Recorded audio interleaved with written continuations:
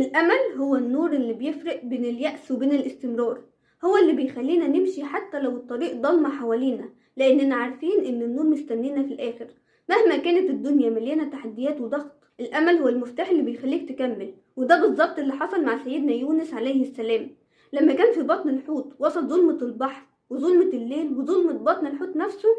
كان موقف شبه مستحيل، ظلام من كل ناحية ومفيش أي مخرج واضح، لكن رغم كده الأمل ما كانش غايب عن قلبه.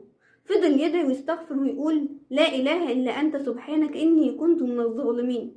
ولأنه أمل في رحمة ربنا ما كانش بيتزحزح، ربنا نجاه وطلع من الضيق اللي كان فيه. الموقف ده بيقول لنا إن حتى لو الدنيا مقفلة، لو الظروف كلها ضدك، لو حاسس إنك متحاصر، ما تنساش إن دايما في نور مستنيك في آخر الطريق. يمكن ما تشوفوش دلوقتي، بس لو فضلت مؤمن بيه وسعيت ليه أكيد هيظهر في الوقت اللي محتاجه فيه أكتر.